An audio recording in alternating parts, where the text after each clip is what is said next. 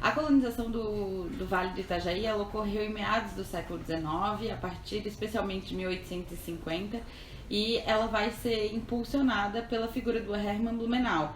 Ele é um farmacêutico alemão que vem para o Brasil, vem para o Rio de Janeiro, na verdade, e depois ele é incumbido da missão de organizar essa colonização no sul do Brasil, não só no Vale do Itajaí. E aí sim ele vai para o Vale do Itajaí e começa a comprar terras.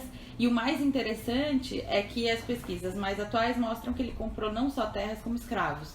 Né? Uma historiografia que por muito tempo tentou negar a presença escrava no Vale do Itajaí, e hoje as novas pesquisas com outros acessos à documentação já mostram que o próprio Hermann Blumenau, além de comprar uma grande porção de terra, comprou 5 escravos para organizar esse início da colonização e aí a vinda das famílias alemãs para colonizar o Vale do Itajaí.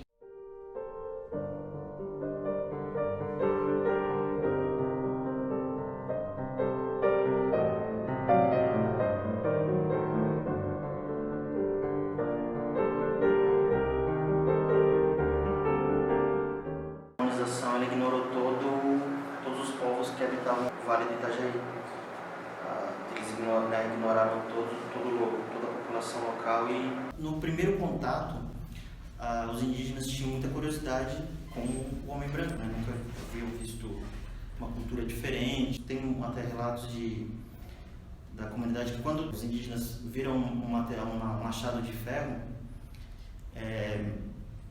começaram a testar na residência, porque nunca tinha visto aquilo.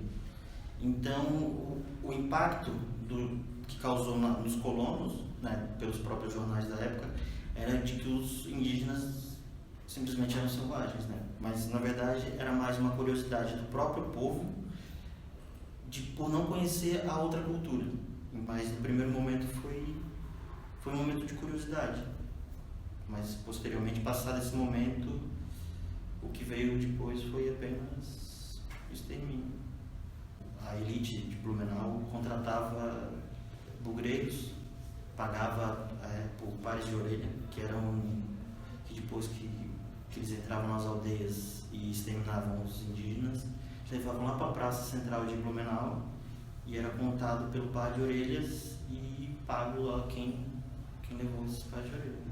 A gente tem tradicionalmente uma construção de uma narrativa historiográfica que acabou por muito tempo privilegiando essa formação do Vale do Itajaí como uma identidade catarinense, né? O catarinense é esse povo branco de origem europeia e especialmente germânica.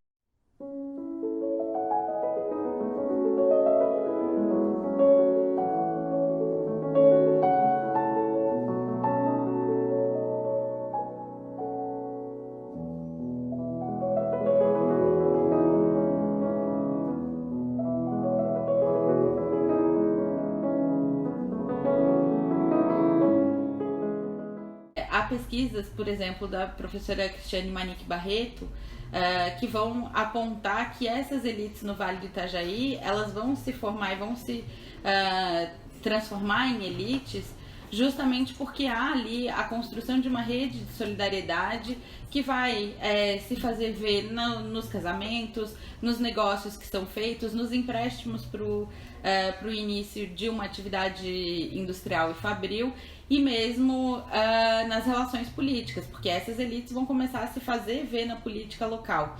Mas tudo isso, essa rede de solidariedade, ela vai ser formada muito com base na germanidade. Então é uma solidariedade entre um grupo étnico, né? Então essa é a característica principal das nossas elites do Vale do Itajaí, que aí sim, durante a Primeira República, vão ganhar um grande protagonismo nas relações políticas do estado de Santa Catarina, especialmente a família Conder, né, que é a que ganha maior destaque tanto na política estadual, local no Vale, estadual em Santa Catarina como um todo, e até alguns que vão ter suas relações aí com a política nacional. A indústria têxtil vai ser a grande porta de entrada dessa atividade industrial para os alemães no Vale do Itajaí, né? Assim como a gente tem marcas como a Hering, que até hoje estão presentes na produção nacional e que também despontam nesse momento. Então, a indústria têxtil, ela está muito relacionada a essa transformação das relações de trabalho. A gente precisa lembrar que o século XIX veio desde a década de 1830, colocando leis para acabar com a escravidão no país.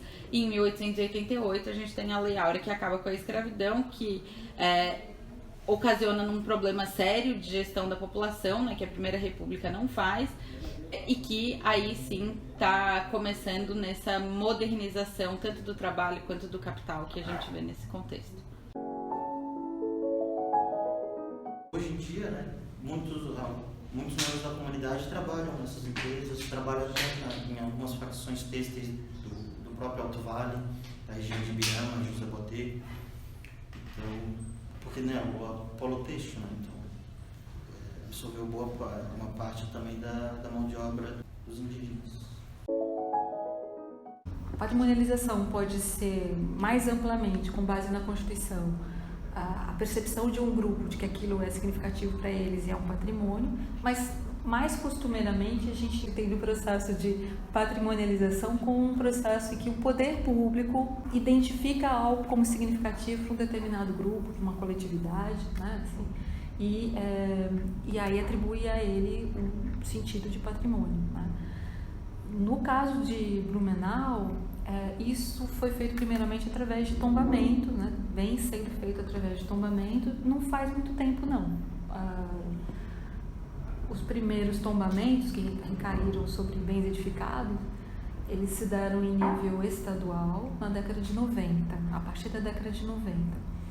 E em nível federal, em Blumenau, também municipal a partir da segunda metade dos anos 2000. Então a gente vai ter o Museu Hering, algumas casas especificamente em Brusque, em Blumenau, mais a arquitetura das casas que ganham destaque na paisagem urbana e obviamente no nome de ruas, na construção de monumentos e de símbolos para colocarem esses nomes como os nomes de importância para o Estado, né? Quando a gente coloca ou atribui um lugar de destaque, seja nos nomes das ruas, seja no nome de praça, seja em bustos, a gente está destacando a história daquela figura.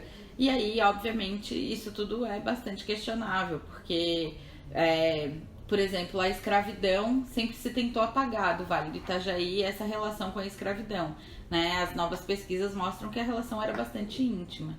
Então, é um pouco nesse sentido. Eu consolido visivelmente para as pessoas se reconhecerem e criarem uma identidade com aquela figura. É como se, né, o início da história de Blumenau começasse mesmo com o Dr. Blumenau. Eu acho que tem mesmo uma invisibilização em relação a grupos indígenas, em relação ao que eles, né, às vezes aparece na documentação, essas referências como caboclos, né? Então, outros grupos que percorriam a região. Então, a identificação que foi construída também muito fortemente a partir dos anos 80, de Blumenau e também da região do Vale do Itajaí, algumas cidades em especial, com essa germanidade. Então, a ênfase em determinadas figuras, determinados bens, determinadas práticas, determinadas técnicas, como a enxaimel, para associar isso a uma germanidade que também é vendida, né, no pacote turístico. o que observamos hoje, na verdade, são os reflexos de todo o processo histórico da colonização, né, de apagamento de toda a ancestralidade indígena, de toda a história indígena, todo um processo de eliminação de qualquer cultura ou visão de mundo que destoa do pensamento majoritário da própria comunidade colonizadora. Então, faz parte do próprio processo de colonização, todo o apagamento de toda a história indígena da região de Blumenau. Meu nome é Rodrigo Lino Foro, eu pertenço à etnia Lacano-Xoglen, povo do sol. Minha aldeia é a aldeia Rio do Toldo, que fica dentro da terra indígena Ibirama-Lacranon, que compreende os municípios de Ibirama, Doutor Pedrinho, José Boatê, Vitor Meirelles e Itaiópolis.